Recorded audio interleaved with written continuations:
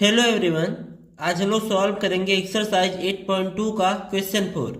State whether the following are true और false, justify your answer.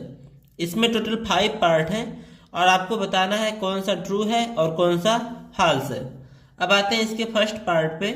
तो यहाँ पे दिया गया है कि sine A plus B equals to होता है sine A plus sine B. ये फॉल्स होगा आपका। आइए देखते हैं कैसे।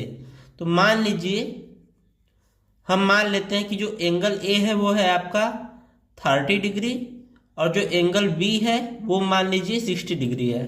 अब सॉल्व करते हैं तो इसमें वैल्यू पुट करेंगे तो साइन ए प्लस बी की वैल्यू क्या हो जाएगी, ये हो जाएगी साइन ए की वैल्यू है 30 प्लस बी की वैल्यू है 60। तो यहाँ पे क्या हो जाएगा, साइन 30 प्लस 60 यानी 90 और साइन 90 की वैल्यू क्या होती है, 1 होती है।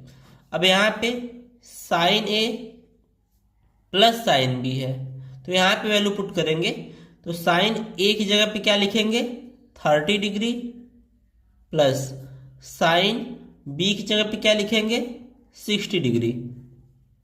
इसकी वैल्यू है 1/2 और इसकी वैल्यू कितनी है √3/2। अब यहाँ पे ध्यान देंगे, एलसीएम लेंगे तो 2 आएगा और आ जाएगा 1 प्लस √3। ये देखिए 1 आया है और इसकी वैल्यू कितनी आ रही है 1 प्लस √3/2। ये दोनों बराबर नहीं है, इसका मतलब ये पॉसिबल नहीं है, यानी फॉल्स होगा। अब आते हैं इसके सेकेंड पार्ट पे। तो यहाँ पे लिखा है the value of sine theta increases as theta increases. जैसे जैसे थीटा की वैल्यू बढ़ेगी वैसे वैसे साइन थीटा की भी वैल्यू बढ़ेगी। तो यहाँ पे देखते हैं, जैसे थीटा की वैल्यू अगर 0 डिग्री है तो साइन थीटा की वैल्यू कितनी है 0। थीटा की वैल्यू अगर 30 है तो साइन थीटा की वैल्यू कितनी है 1/2 यानी बढ़ रही है। थीटा की वैल्यू 45 है तो साइन थीटा की वैल्यू कितनी है 1/√2 यानी फिर बढ़ गई। उसके बाद थीटा की वैल्यू 60 डिग्री है तो साइन थीटा की वैल्यू कितनी है √3/2 यानी जैसे जैसे थीटा की वैल्यू बढ़ रही है वैसे वैसे साइन थीटा की भी वैल्यू बढ़ रही है। तो ये क्या हो जाएगा आपका ट्रू।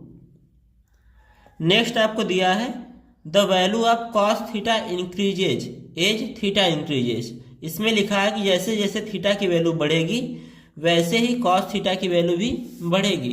तो यहाँ पे ध्यान देंगे, ये है आपका कॉस। तो थीटा की वैल्यू अगर 0 डिग्री है तो कॉस थीटा की वैल्यू कितनी है 1 है। थीटा की वैल्यू 30 डिग्री है तो कॉस थीटा की वैल्यू कितनी हो जा रही है √3/2 यानी कम हो जा रही है। ऐसे ही थीटा की वैल्यू और बढ़ाएंगे तो कॉस थीटा की वैल्यू और कम होगी और 90 पे क्या हो जाएगी 0 हो जाएगी। यानी ये गलत है क्योंकि जो कॉस थीटा है वो डिक्रीज करता है थीटा के बढ़ने पे। तो ये क्या हो जाएगा आपका फॉल्स। नेक्स्ट है sine theta equals to cos theta for all values of theta. क्या थीटा की सभी वैल्यूज के लिए साइन थीटा और कॉस थीटा बराबर होते हैं? ये तो बिल्कुल गलत है क्योंकि 45 डिग्री की छोड़ दिया जाए अगर, क्योंकि 45 डिग्री पे साइन थीटा की वैल्यू 1/√2 होती है और कॉस थीटा की वैल्यू भी क्या होती है 1/√2, लेकिन केवल 45 डिग्री के लिए। इसके अलावा अगर 0 डिग्री लेंगे तो साइन थीटा की वैल्यू 0 और कॉस थीटा की वैल्यू 1 हो जाएगी, अलग अलग हो जाएगी। तो सभी एंगल्स के लिए साइन थीटा और कॉस थीटा बराबर नहीं होते। तो ये क्या हो जाएगा आपका फॉल्स हो जाएगा। इसको सॉल्व करने के लिए आप कोई एंगल मान लेना, let theta equal to 30 degree. Then sine theta की वैल्यू क्या हो जाएगी, साइन 30 की वैल्यू हो जाएगी आपकी 1/2 और कॉस थीटा यानी कॉस 30 की वैल्यू क्या हो जाएगी, ये हो जाएगा √3/2। Therefore sine theta is not equal to cos theta for all angles. अब आते हैं इसके फिफ्थ पार्ट पे। तो इस पार्ट में दिया गया है cot A is not defined for angle A equals to 0। तो यहाँ पे ध्यान देंगे, अगर एंगल की वैल्यू 0 डिग्री हो तो कॉट की वैल्यू क्या होती है ND यानी नॉट डिफाइंड।